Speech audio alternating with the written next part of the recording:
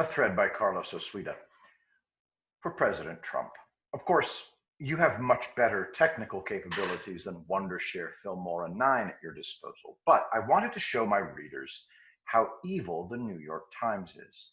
From NewYorkTimes.com, how the fatal shooting at a Portland protest unfolded. Quote, "There is shouting that is hard to hear on Mr. Dunlap's live stream, but in a second video filmed by Nathan Millsap, a Portland videographer, the audio is clearer.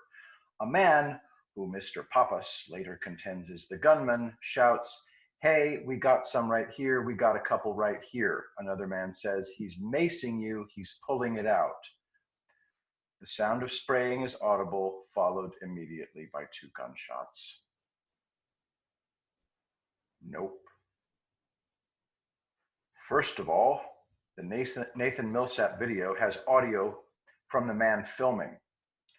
There are also echoes off the concrete. The death squad members were shouting loudly to disorient Danielson. The shouting was picked up, every word in the Dunlap video. No echoes, only the voices of the 5-person death squad. The Dunlap video unenhanced. Link in the thread. Now, Chandler Pappas can't be expected to know exactly what happened. I've survived 2 murder attempts, 3 if you count the Regent's Park bombing by the IRA on July 20th, 1982. The first one-on-one murder attempt was in 1995, when I was 33. I was ambushed in the parking lot of my bookstore on December 28th. A guy popped out of the darkness and screamed, "Don't fuck with me, man, don't fuck with me." That was the bop lingo back then for "I'm about to kill you." Today, the cool kids say, "What's up, what's up?"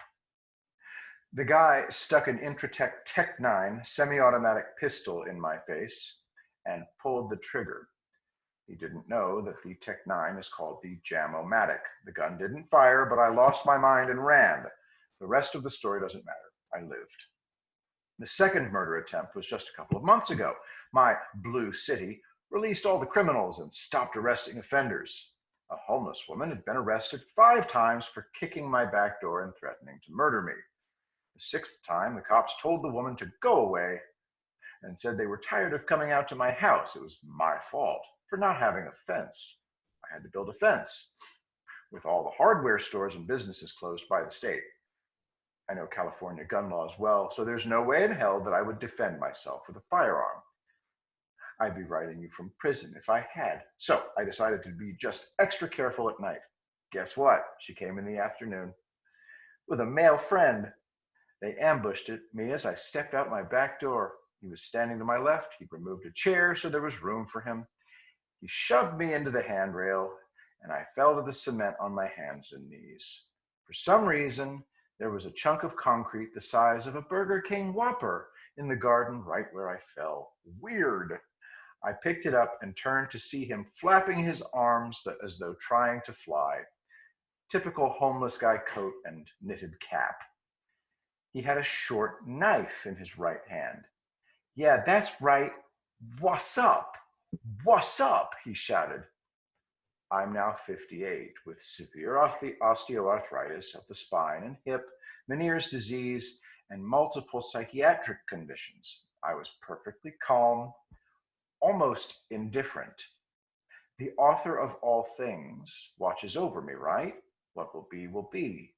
So he charged. I stayed on my knees. About 5 seconds later, he had broken ribs and no left eye. The woman's nose was flat. They left and never came back. Because of California, I had to fight like a caveman for my life in my own backyard. So I know for a fact that you won't let death squads stand.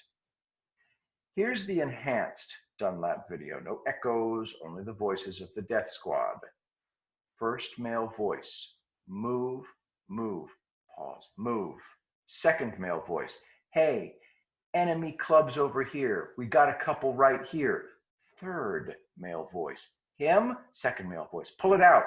Third male voice, right here, hissing sound, 2 gunshots, female voice, knocked him off. Fourth male voice, go, go, go. As far as I can tell, they used a floating box formation or double column formation.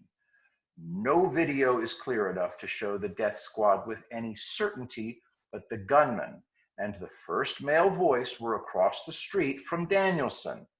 The two other males and the female were on the same side of the street as Danielson.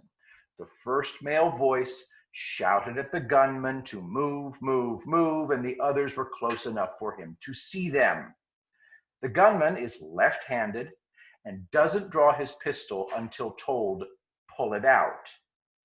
You can see by the context and the actions that this was planned. Also, they located a stranger, identified him, murdered him, and escaped in 14 seconds. This was planned. By asking him right here, the gunman admits to a planned and rehearsed assassination.